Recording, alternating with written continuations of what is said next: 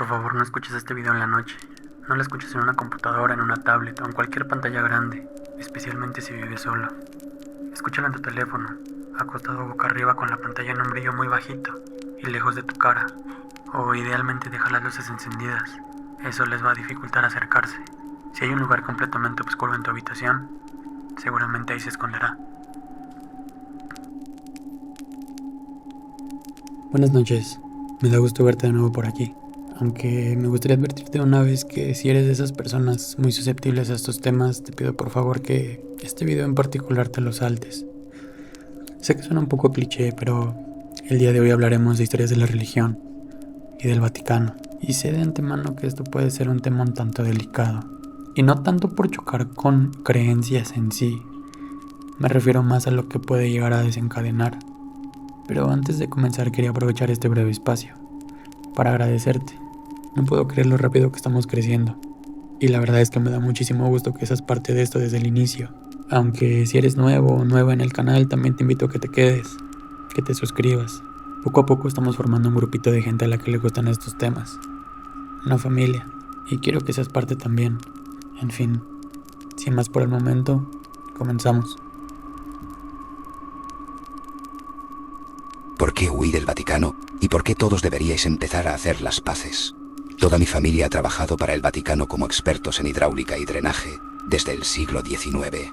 Sí, somos básicamente una familia de fontaneros de lujo y, sí, pagan realmente bien. Cuando mi padre se jubiló, yo ocupé su puesto. Lo acompañé a todos y cada uno de sus trabajos desde que tenía 15 años, así que se puede decir que conozco la basílica como la palma de mi mano. Tenemos lo que algunos llaman una herencia familiar.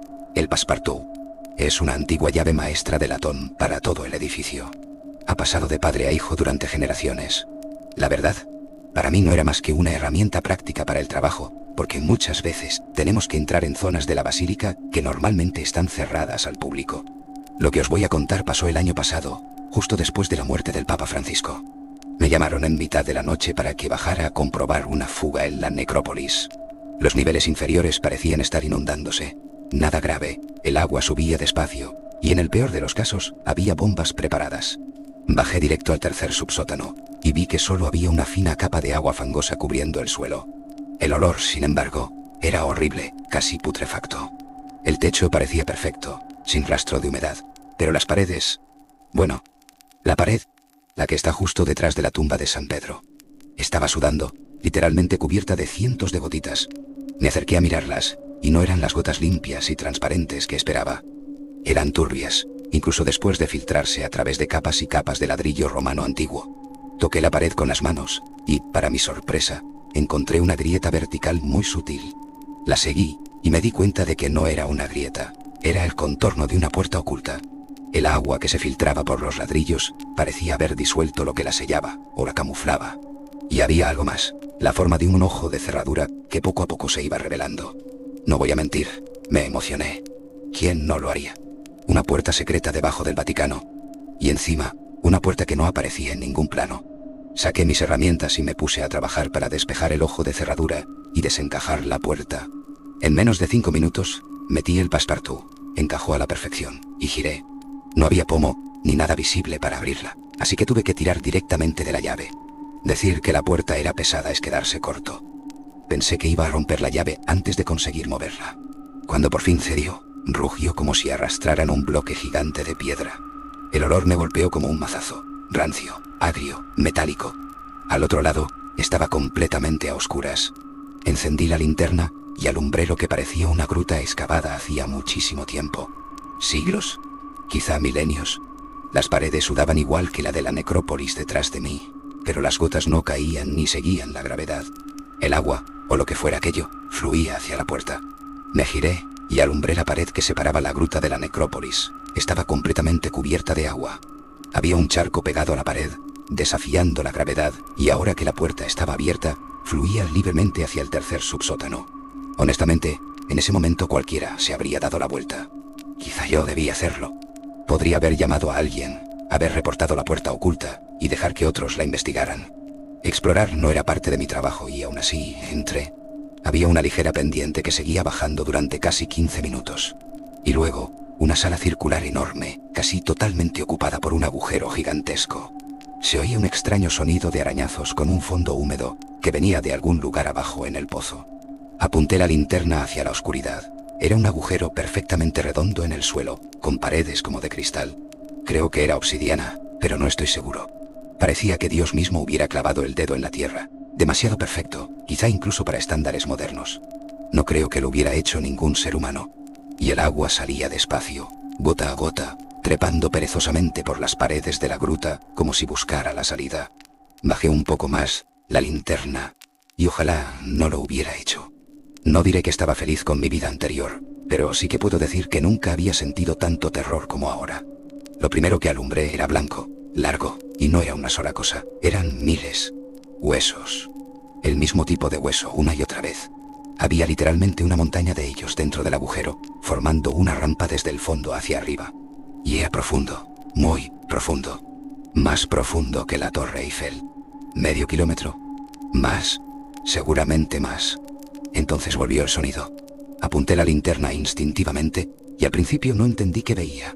Había algo a mitad de la pila de huesos. Pensé que era una bola enorme de pelo, pero entonces giró la cabeza hacia mí. Un hombre, famélico, el pecho como el de un pájaro, frágil, con los huesos sobresaliendo bajo una piel muy fina. Llevaba el pelo larguísimo, como un anciano que nunca se lo hubiera cortado, igual que la barba. Me miraba fijamente. Me miraba a los ojos desde casi 100 metros de distancia. Apenas distinguía sus rasgos y entonces lo reconocí. Lo sabía. Lo había visto 1.000.000 de veces. Era Cristo.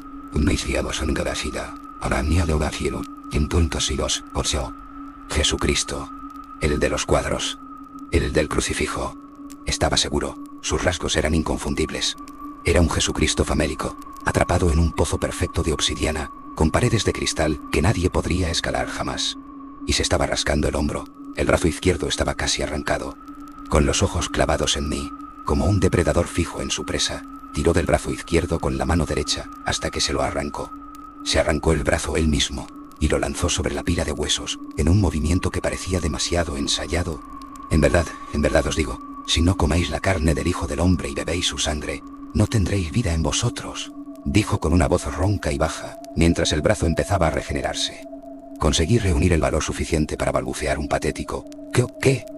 Entonces me fijé. La mayoría de los miembros descartados en la parte superior de la rampa estaban llenos de marcas de mordiscos. Estaban a apenas 20 metros de la cima. Llevaba comiéndose su propia carne, quizá bebiendo su propia sangre, reciclando su propio cuerpo. ¿Durante cuánto tiempo? Estaba tan en shock que ni siquiera sabía si hablarle era buena o mala idea. No sé si estaba pensando siquiera, pero le pregunté, ¿cuánto tiempo llevas aquí? El miedo se me escapaba de las palabras, del tono, todo mi cuerpo temblaba. ¿Quién eres? No penséis que he venido a traer paz a la tierra. No he venido a traer paz sino espada, respondió. Di un paso atrás y él dio un paso adelante, subiendo un poco por la rampa de huesos. Destruid este templo y en 3 días lo levantaré, dijo. Di otro paso atrás. Sentí un escalofrío bajándome por la espalda. Se me erizaba cada pelo del cuerpo. Me sentía enfermo. Estaba aterrado. Pensé de verdad que iba a morir. Y él dio otro paso. Y otro. Y empezó a trepar por los huesos. El ruido de ellos cayendo al fondo del pozo se convirtió en un estruendo. Cientos caían mientras subía. Tengo sed. Y entonces corrí sin mirar atrás. Volví a la necrópolis y empujé la puerta con todas mis fuerzas para cerrarla. Mis pies chapoteaban en el líquido fangoso con olor metálico que cubría el suelo. Pero no me importó. Eché la llave y seguí corriendo hasta llegar a casa. Y entonces empecé a hacer la maleta, solo lo esencial. Estoy seguro de que no podía llegar a la cima del pozo. Al menos no todavía. Pero, ¿cuánto tardaría? ¿Cuántos brazos más? ¿Semanas? ¿Meses? ¿Años? No lo sé. No quiero saberlo. Pero hay algo que sí sé con certeza. No era lo que describe la Biblia. Joder, ni siquiera estoy seguro de que fuera humano. Que yo sepa, ningún humano sobrevive 2000 años sin comida, ni regenera miembros. No creo que nos amara. Creo que quería deshacerse de nosotros. Había algo depredador en su mirada, en sus movimientos. Algo tan profundamente perturbador que me hizo pensar que, si alguna vez salía de ese pozo, podría ser el fin. Y estaba a punto de conseguirlo. Me fui lo más lejos posible del Vaticano. No diré exactamente dónde estoy, pero podéis imaginar que es un lugar bastante remoto, lejos de la civilización. Creo que todos deberíamos empezar a hacer las paces ahora. Ese sería mi consejo. Disfrutad de la vida mientras dure, o si sois más optimistas que yo, rezad para que el Vaticano haga algo al respecto. No lo sé. Ya estáis advertidos. Por favor, no escuches este post en público. No lo escuches en una computadora, una tablet o cualquier pantalla grande. Aunque vivas solo, no te sientes de espaldas a una habitación grande. Si alguien o algo es particularmente bueno escondiéndose, delgado, silencioso y rápido, podría estar fácilmente en la misma habitación que vos, mirando por una ventana o escondido detrás de los muebles. Idealmente escúchalo en tu teléfono, acostado boca arriba, con la pantalla a no menos de 15 centímetros de tu cara. Por favor, deja las luces encendidas, eso les dificulta acercarse. Pensá si escuchaste algo fuera de lo común en las últimas horas, como un crujido en el piso, un golpe contra un mueble o una puerta que se abrió o cerró sin explicación. Si fue así, por favor cerrá Reddit y deja de escuchar. Hay una buena posibilidad de que algo te esté observando. Vivo en Auckland, Nueva Zelanda. Mi novia y yo vivimos en residencias universitarias en la ciudad. Perdí contacto con mis amigos del colegio, así que prácticamente todo mi grupo de amigos vive en el mismo edificio. Las residencias son muy grandes, muy llenas y, no sorprende, muy ruidosas. Es común ver y oír estudiantes borrachos invitados a fiestas por los pasillos de noche. Con el tiempo uno se acostumbra y deja de prestar atención. Quizá por eso fueron menos cuidadosos cerca nuestro. De todos modos, se acercaba la semana de orientación y con mis amigos pensamos que sería buena noche para salir a los clubes. No sé si pasa en todos lados, pero acá los boliches tratan la orientación como Navidad. Fiestas de toga, noches de ángeles y demonios, todo eso. El resto del grupo casi nunca responde mensajes así, pero siempre puedo contar con Ethan y Andre para salir al centro. El miércoles pasado fuimos a Sapphire. Personalmente no es mi favorito. Siempre está demasiado lleno y no hay dónde sentarse. Pero Andre estaba decidido a ir a ese recital, así que Ethan y yo lo seguimos. Entramos sin problema porque solo habíamos tomado unos tragos antes. Pensé que vi a alguien colarse delante nuestro mientras el portero revisaba los documentos. Pero no pudo haber sido. Había otro portero del otro lado que no pareció ver nada, así que no reaccioné. Andre se fue al pogo mientras Ethan y yo pedimos tragos. Ethan pidió una cerveza, yo un Jägerbomb. Justo cuando la bartender me daba mi trago, oí la voz de Ethan a mi lado. ¿Ese tipo nos está mirando? No le presté atención a Ethan, ni miré alrededor porque estaba ocupado pagando. Ni registré bien sus palabras, porque me preguntaba cómo un shot de Jäger con Red Bull podía costar $12. Pero antes de que pudiera responder, una botella de cerveza entera se hizo pedazos a mis pies. La cerveza de Ethan. Me giré rápido para ver qué pasó. Ethan no era estúpido y no estaba borracho. ¿Alguien se la había tirado de la mano? Pero Ethan no estaba. Al principio pensé que había ido al pogo con André, pero después la bartender habló. ¿Viste eso? Se rió. Después miró confundida alrededor. ¿Ver qué? Respondí, confundido por toda la situación. Dijo, juro que vi a alguien chocar contra tu amigo. Miré atrás, miré el piso. Ningún Ethan a la vista. Mirando el piso, creo que recuerdo un par de piernas corriendo pasando a mi lado, pero estaba buscando a Ethan, así que no las registré ni reaccioné. Confundido, miré a la bartender. También había desaparecido. ¿A dónde fue? Había otro cliente atrás en la fila, y ella era la única en la caja. No iba a dejar su puesto así. Empecé a asustarme. Me abrí paso al pogo hacia Andre. Quizá Ethan estaba con él. Andre estaba en su mundo, bailando en el pogo, concentrado en el DJ, en las chicas, bailando con todos los demás. Por lo que pude ver, nadie salvo yo vio lo que estaba parado detrás de él. No puedo decirles qué vi por razones que explicaré después, pero créanme cuando digo que esa cosa no era humana, aunque lo suficiente humana para casi mezclarse en una multitud así, casi.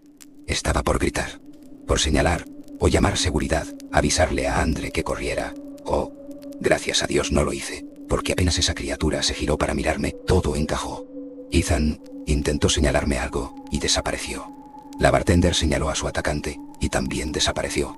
Pero Andre y todos alrededor seguían en lo suyo, y estaban bien.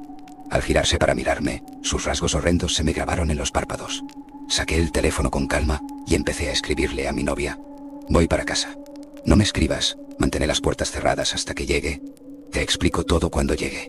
Me di vuelta lo más calmado que pude y me fui. Subí las escaleras y doblé por la calle. Oí una puerta lateral abrirse. No reaccioné. Oí pasos arrastrándose detrás de mí. No me giré. Después la voz de Andre. Hey, Cody. ¿A dónde vas? Recé a quien estuviera escuchando que la criatura estuviera bien escondida otra vez, que Andre no la viera siguiéndome. Casi me derrumbo. Quería gritarle que se fuera, pero no pude. Seguí caminando y después dijo: ¿Quién va con vos? Por lo que sé, esas fueron sus últimas palabras. Caminé hasta las residencias. Quería llorar, pero esta cosa todavía me estaba evaluando. Quería derrumbarme en lágrimas, pero sabía qué pasaría si registraba su existencia. Empecé a preguntarme si llevar esta cosa a casa era lo inteligente, pero ya no me importaba. Solo quería acurrucarme en la cama y quedarme bajo las frazadas hasta que sea lo que fuera esta cosa decidiera que era lo bastante sordo, ciego o estúpido para dejarme en paz. Abrí el portón, trepó el muro, subí al ascensor, entró conmigo. Todo el viaje se alzó sobre mí, mirándome, preguntándose cómo no lo había notado todavía. Caminé a mi departamento y golpeé la puerta. Mi novia me llamó. En el segundo que gritó, la criatura desapareció, corriendo a velocidad inhumana por el pasillo y escondiéndose detrás de lo que creo era un tacho. No sé, no miraba. Le grité a mi novia, que abrió la puerta juguetona, claramente aterrorizada por mi mensaje. La cosa estaba muy bien escondida, pero el pasillo tenía poco lugar para ocultarse. Sea lo que fuera, esta cosa se escondía muy bien. Aunque no importaba porque cuando mi novia abrió la puerta, lo vi. La cara de la criatura pegada contra la ventana detrás de ella, mirándome a mí. Pero era diferente. Los rasgos ligeramente torcidos, ligeramente cambiados. La realización aterradora me golpeó. No se había abierto ninguna puerta en el pasillo y estábamos a 6 pisos de altura. Esta no era la misma criatura. Cuando mi novia se giró, la cara en la ventana se agachó fuera de vista. Cuando volvió a mirarme, volvió a subir. La cara podía pasar de pegarse contra la ventana a desaparecer debajo con una eficiencia tan perfecta que tenía que recordarme que no podía dejarme hipnotizar por sus movimientos. Mi novia estaba siendo observada, pero nunca lo sabría. ¿Había estado ahí toda la noche? ¿Toda la semana? ¿Cuánto tiempo llevaba esta cosa pegando su cara monstruosa contra la ventana y de alguna forma quedándose fuera de vista? Le expliqué en voz baja qué había pasado, empezando por decirle que no podía reaccionar a lo que dijera, pase lo que pase. Después explicando los detalles de la criatura, cómo se veía. Capaz fue estúpido, pero nunca estuve tan estresado y confundido en mi vida, y solo quería hablar con alguien. Tragó saliva con calma, una lágrima corrió por su cara. Fue al armario y empezó a revolver papeles. Me pregunté si siquiera me creía, o si solo estaba tomando mi consejo de actúa normal muy en serio. Pero después sacó el dibujo. Un dibujo de cuando era niña, su dibujo de niña. Una nena chica rodeada de al menos media docena de figuras inhumanas altas. No lo vi bien. Un segundo estaba ahí en el pasillo, al siguiente ni reconocía su cadáver. Una tercera criatura estaba en su lugar, su cuerpo sin vida roto y ensangrentado en la alfombra. Sus brazos y piernas torcidos como ramitas quebradas, su cara irreconocible. Si esperaban una descripción detallada de estas cosas, lo siento. Ahora saben por qué no va a pasar. Prefiero morir antes que permitir que alguien recree ese dibujo. Dios no quiera que alguien publique un boceto de esta cosa en internet. El terror ni empieza a describir lo que sentía, cara a cara al final con esta cosa. Pero empeoró cuando oí la ventana romperse y la puerta principal saltar. Las 3 criaturas paradas en mi comedor, mirándome fijo mientras yo estaba sentado mirando el cadáver mutilado de mi novia. Las criaturas se quedaron paradas y esperaron, y esperaron, y esperaron. Hasta que al final me levanté, fui a la heladera, saqué una cerveza, volví a sentarme en mi silla y la tomé con calma. No sé qué clase de fuerza primal tuve en ese momento, qué impulso o fortaleza mental tuve en los peores minutos de mi vida. Pero después de hacerlo, las criaturas se fueron. En un parpadeo, el cuerpo fue removido y la sangre limpiada. Unos días después, me llamaron a la comisaría para aclarar sobre mis amigos desaparecidos. Les dije muy poco. Ethan, Andre y mi novia se sumaron a una lista cada vez más larga de personas desaparecidas. Me pregunto cuántos más desaparecen por la misma razón. ¿Cuánta gente inocente está en la cárcel, culpada por los crímenes de estos monstruos? Necesitaba hacer este post. Necesito que la gente sepa. Ya no se esconden de mí. Están en todos lados. No podrían comprender cuántos pasan a su lado todos los días, cuántos los miran mientras manejan al trabajo. No tienen idea de cuántos rincones oscuros acechan, ni cuántas ventanas miran desde afuera. No vieron cuántos techos trepan, ni las multitudes en las que se mezclan. Si compartís esto con sus seres queridos, asegúrense de que lo escuchen acostados. Recuérdenles que lo escuchen en un teléfono, y que mantengan el teléfono a no menos de 15 centímetros de la cara, porque la mayoría de las veces no están solos.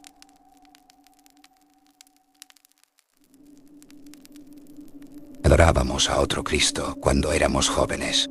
Casi todos en West Nowhere, Oklahoma, han oído hablar del Cristo de la araña. El nombre es ridículo, lo sé, pero es uno que me persigue desde la infancia. Mi padre lo pronunciaba con los ojos desorbitados y una devoción salvaje. Un nombre cargado de 100 historias. Matanza convertida en vino. El rastrero heredará los nacimientos. Los cuentos y proverbios se repetían tanto que, aunque no creyeras del todo, el mito acababa creyendo por ti. Se te metía en la cabeza. Como la historia del ciego de los ojos en abundancia. Nuestro Salvador le ofreció un banquete de telarañas finísimas. El ciego las tragó y sus ojos se humedecieron con una falsa gracia. La telaraña se le quedó pegada y vomitó, porque era un apóstata. Aún así, fue amado por la hueste de ojos y patas que se arrastraron por su garganta. Con el tiempo dejó de vomitar, pero su rostro quedó congelado en una serenidad antinatural. Volvió a ver con ojos prestados, 8, 80, 800, asomando por los huecos de su cara sonriente. Amén. Los niños repetíamos esa historia palabra por palabra, al unísono, como todas las demás. La consecuencia de una lengua suelta era terrible. Mi amigo de la infancia, cuyo nombre he olvidado, pronunció mal una sola palabra delante del ídolo.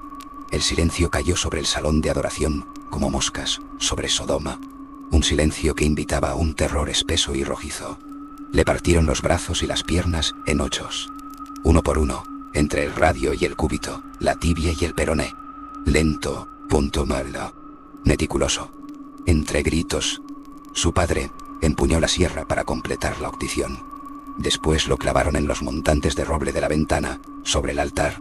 El mito creía por nosotros. Dejábamos que se pudriera en nuestras mentes hasta infectarlo todo. O éramos rehechos a imagen de nuestro Salvador. Yo escapé a los 24 años. Una edad santa. La edad de la primera libertad. Una edad de apareamiento. Como tantos antes que yo, se me encomendó una peregrinación de dolor. Salir al mundo, lanzar mi telaraña al viento y atrapar una mosca novia. Ella traería un nuevo miembro a la congregación, y luego alimentaría al enjambre con la abundancia de su cuerpo. Mi padre decía que las moscas novia eran afortunadas. Un autoengaño del sacrificador. Siempre gritaban, siempre suplicaban. Siempre miraban a sus recién nacidos con la misma desesperación impotente, cuando se los arrancaban de los brazos para perderlos entre manos extrañas y hambrientas. Después venía el banquete, sangre, músculo y hueso reducidos a sustento para estómagos que nunca conocían el hambre. Recuerdo las gotas rojas en la barbilla de mi padre, después de que la mosca novia de mi primo Caleb conociera el cuchillo de tallar. Él y Caleb, unidos en el fanatismo. Yo, encogido ante las segundas porciones que me ofrecían. Pero comí. No mentiré sobre mis pecados. Lo hecho está. Oí que lo que les ocurría a los moscas novios era igual de atroz, pero nunca lo vi. Las mujeres de la congregación casi no hablaban de ello. Era una vida monstruosa, sostenida por la locura colectiva y reafirmada por la fe. Lamento de verdad los horrores que cometí, pero esta historia no va de eso. Cuando conocí a Lila, coqueteé como me habían enseñado. El Cristo de la araña era el faro en el centro de la telaraña cósmica, una luz que imponía orden al caos. Yo era su acólito, un discípulo. Sé paciente, sé firme, sé atractivo y cambiante como el cielo más allá de la telaraña. Espera tu momento bendito. Confía en tu Salvador. Leila sonrió. Se rió y se enroscó un mechón de cabello castaño oscuro en el dedo. Le devolví la sonrisa. Al principio, seguí el guión de la fe. Pero algo se movió dentro de mí. Algo prohibido. Una herejía silenciosa. Estábamos a medio cappuccino, criticando una puesta en escena mediocre de una obra de Oscar Wilde, cuando lo sentí. Hambre, o algo parecido. ¿Deseo? ¿Amor? Mi huida fue un accidente. Una rendición ante algo más grande que el mito y el ritual. Laila dejó de ser una mosca novia. En una capilla polvorienta cerca de Tulsa se convirtió en mi esposa. Y yo, feliz. No le hablé del Cristo de la araña. Para ella, mi padre había muerto de repente por un tumor. Mi madre se había quitado la vida por el dolor. Convertí la verdad en una mentira practicada y enterré a mis padres bajo ella.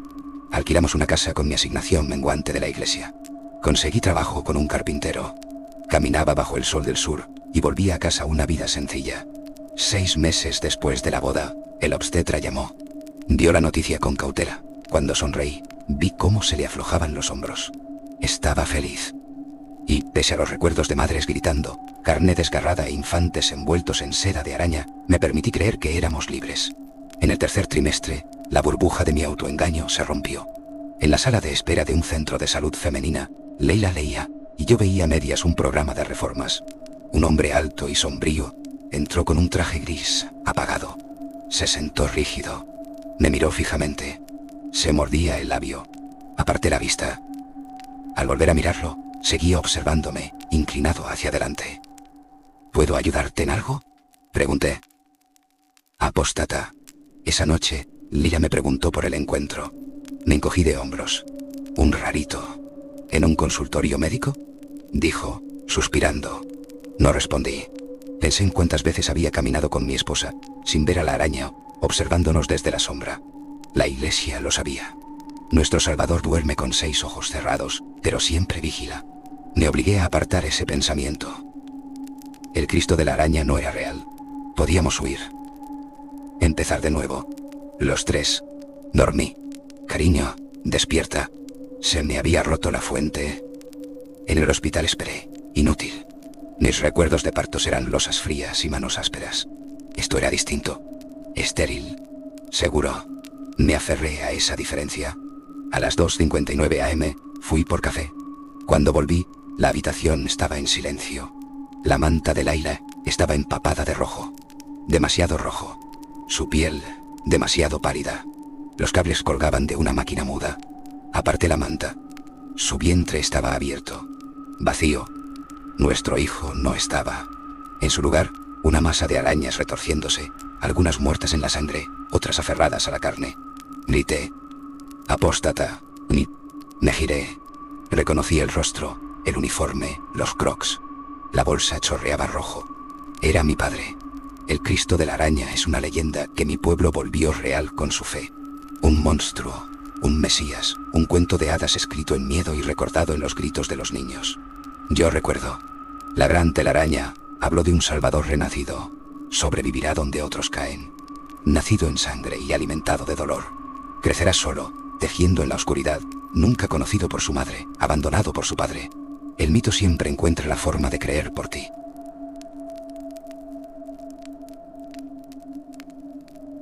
Creo que mi familia está intentando comerme. Siempre he sido grande desde que tengo uso de razón. Mi peso siempre me ha jodido la vida, pero a los demás parecía darles igual. Robusto, no gordo, decía mi madre. Creo que la primera cosa realmente rara que se me quedó grabada empezó con mi hermano mayor, Sid. Él es el fanático del gimnasio. Prácticamente le revientan las camisetas. A mitad de mi primer año de instituto le pedí que me llevara con él al gym. Ser el gordo designado de la clase, de educación física y del grupo de amigos me estaba deprimiendo. Estaba harto. ¿Estás seguro? No se supone que hagas pesas mientras estás creciendo. Dicen que es malo para las placas de crecimiento. De todas formas, no lo necesitas. ¿Qué iba a decirle?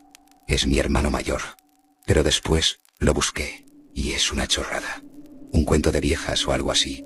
2 años más tarde, me gasté el sueldo de mi primer curro en unas mancuernas para entrenar solo en el sótano. Me daba demasiada vergüenza ir al gimnasio, así que me levantaba 1 hora antes, o me quedaba por la noche haciendo series. Un día Sid entró y pasó unos minutos corrigiéndome la postura. Fue guay aprender de mi hermano mayor, que normalmente está demasiado ocupado o demasiado mayor para pasar tiempo conmigo. Bien, asintió mirando mi postura. Luego, sonrió, me guiñó un ojo y subió las escaleras del sótano. Pero justo antes de que se fuera, lo miré y me estaba observando por encima del hombro con una cara, no sé, como de desaprobación o preocupación, no estoy seguro, pero no era agradable. Me acuerdo perfectamente. Al día siguiente mis mancuernas habían desaparecido. Le pregunté a mi madre si las había limpiado o movido, pero dijo que no. Le pregunté a Sid y lo negó. No necesitas esas mancuernitas de mierda, hermanito. Eso es solo mi calentamiento. Fue la última vez que entrené. Nunca noté nada raro en mis padres hasta hace poco. Nunca lo pensé demasiado. Ellos son mucho más sutiles. Cuando éramos pequeños y Sid empezó a hacer ejercicio, exigía ensalada en la cena. Así que mi madre pronto empezó a poner un cuenco modesto de verduras en la mesa todas las noches. Siempre pasaba que cuando el cuenco llegaba a mis manos, solo quedaban restos de espinacas, quizás un tomate cherry solitario, si tenía suerte. Mi madre siempre me sonreía y decía que la próxima vez habría más. Nunca había. No me malinterpretéis, odiaba la ensalada. Pero mi hermano mayor la comía, así que me mataría antes que no mordisquear, aunque fuera 1 hoja o 2. Una vez incluso cogí el cuenco antes para intentar servirme, pero mi padre, suave como la mantequilla, Me lo quitó de las manos y se rió, como si acabara de atrapar a un niño que se cae. Tranquilo, campeón. Hay que dejar primero a los que lo necesitan. Miré alrededor, y luego mi barriga. Me parecía que el único que lo necesitaba era yo. En la universidad, mi seguro por fin aceptó cubrir el precio desorbitado de una receta de Ozempic. Por fin, podría quitarme el peso que me impedía vivir una vida plena. No estoy diciendo nada sobre la obesidad. Si estás feliz así, genial. Pero yo no lo estaba, y me estaba afectando la cabeza. Recogí la receta el mismo día. Me dan miedo las agujas, pero clavé la punta del boli sin dudar. La vida empezaba a pintar. Bien. Y entonces mi madre se enteró. Me sentó en la mesa de la cocina y me expresó sus preocupaciones. Pero cada argumento que le daba, cada falacia que le señalaba, lo negaba. No te pasa nada. Estás perfecto tal como eres. Cariño, no necesitarías drogas si de verdad intentaras adelgazar. Me da miedo verte pincharte con una aguja. Podemos ayudarte en familia. La conversación acabó en lágrimas, pero no cedí. Apenas hablamos los días siguientes. Ni me miraba cuando estábamos en la misma habitación. Hasta que un día me despertó con el desayuno en la cama, toda dulce y cariñosa, preguntándome si quería salir a comer fuera más tarde. Unas horas después, me llamó la compañía de seguros. Habían revisado mi reclamación, y tras reconsiderarlo, lamentablemente, iban a dejar de cubrirlo. Llevaba solo un mes con Ozempic. Justo después de colgar, mi madre llamó a la puerta y asomó la cabeza. ¿Todo bien, cariño? Esa noche me llevó a cenar para animarme. Golden Corral. Intenté concentrarme en la comida, pero no podía dejar de observarla cuando no miraba. Estoy loco hasta ahora. Sigo. La semana pasada entraron a robar en casa. Estoy en casa por el verano con toda la familia. Sid trabaja desde casa y todavía no se ha ido. Vivimos en una zona buena, un barrio muy bueno. No sé por qué me desperté, aunque no era raro por los problemas de sueño que tengo con el peso. Cuando me di la vuelta en la cama había dos figuras vestidas de negro en la puerta. Llevaban pasamontañas y se movieron rápido. Pensé que estaba soñando hasta que sentí un pinchazo en el brazo donde uno me clavó una aguja. Me desmayé oyendo una voz amortiguada que decía: «Lo tenemos». Mi madre y mi padre dijeron que se habían tomado sus pastillas para dormir esa noche y no oyeron nada. Sid no estaba, se había quedado a dormir en casa de su novia. Me desperté con un dolor lejano que parecía un calambre en el pie, pero apenas lo noté. Estaba gritando, pataleando, intentando ver dónde se habían ido las figuras enmascaradas. Quizá había sido una pesadilla, pensé, hasta que sentí algo caliente cerca de los pies y miré. Intenté recordar si me había puesto calcetines diferentes antes de dormir. Uno era blanco y el otro, ahora estaba empapado de rojo, chorreando sangre. El dolor me golpeó de repente como un mazazo. El calcetín estaba destrozado por arriba y se veía el desastre sangriento de dentro. Mi último pensamiento antes de desmayarme otra vez fue: mis dedos. Se han llevado mis dedos. La policía dijo que parecía un robo. Habían robado cosas de todas las habitaciones. Desde la cama del hospital les pregunté por qué me habían muerto así. Fuiste el único que se despertó. Mala suerte, chaval, lo siento, dijo el detective. A veces a estos enfermos les gusta llevarse un trofeo. Le estrechó la mano a mi padre y le dijo que haría todo lo posible por encontrar a los enmascarados. Mi padre le dio las gracias y le dijo que se verían luego en el bar. Es un pueblo pequeño, todos se conocen. No debería significar nada, pero no sé. Siento que me estoy volviendo loco.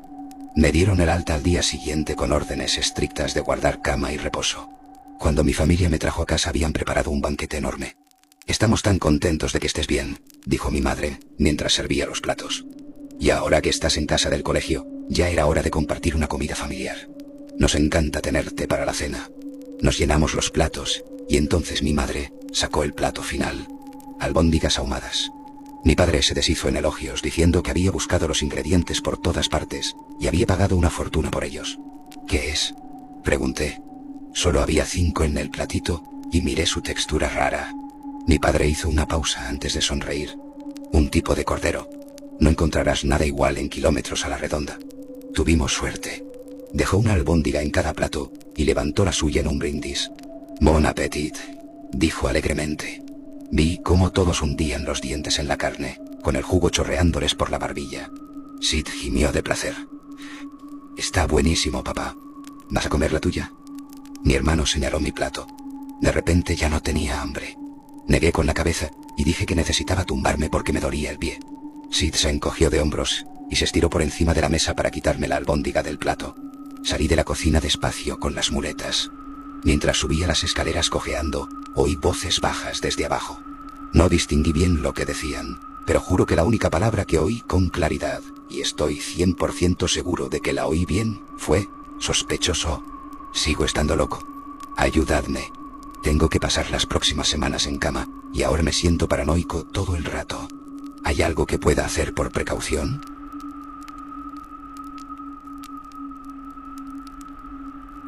No es Satanás. No son monstruos. No es el gobierno. No es un asesino en serie. No son extraterrestres. No son demonios. No es nuclear. No son tormentas solares. Los timbres no dan miedo por sí solos. Suena el timbre, alguien abre la puerta. Claro que lo que está del otro lado puede cambiarlo todo. Soy pintor de casas de oficio. Normalmente trabajo solo o con Joe, un tipo de mediana edad, callado. Es buena persona, pinta muy bien y es cristiano devoto. Lo curioso es que su fe no tuvo casi nada que ver con lo que pasó ese día. Era miércoles por la tarde. Todo el día lo pasamos colgando drywall, cubriendo por completo los techos de 2 habitaciones. Si alguna vez has cubierto un techo con drywall, después podemos contarnos historias de dolor de hombros y astillas de tornillos clavadas en los dedos. 2 mujeres vivían en la casa. Paredes agrietadas, polvo por todos lados y una extraña capacidad para proyectar sombras en una habitación con sol directo.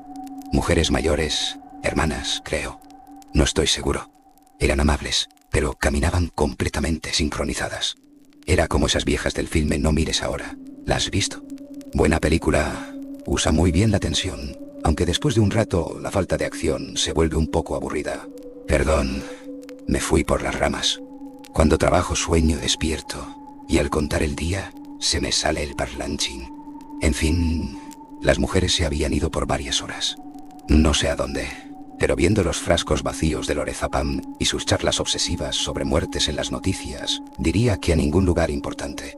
Solo escapando un rato de la soledad y la depresión de los suburbios de Filadelfia.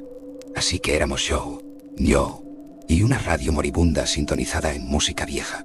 La radio se llenaba de estática cada vez que pasaba cerca. Solo conmigo. Cosa rara. En mi cabeza bromeé que quizás era un demonio. Son las cosas que uno piensa mientras atornilla el espiral número 400 en yeso.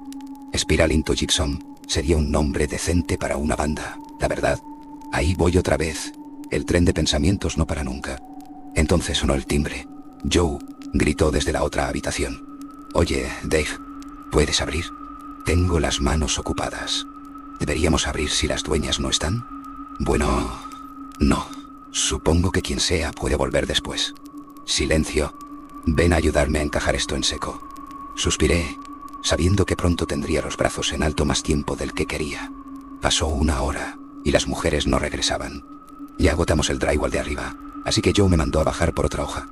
Mover una pieza tan grande de yeso no es algo que me emocione.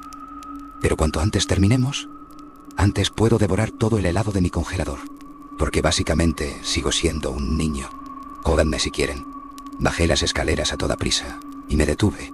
La puerta principal tenía una cortina delgada, cubriendo un poco la ventana, pero la luz del sol delineaba una silueta del otro lado.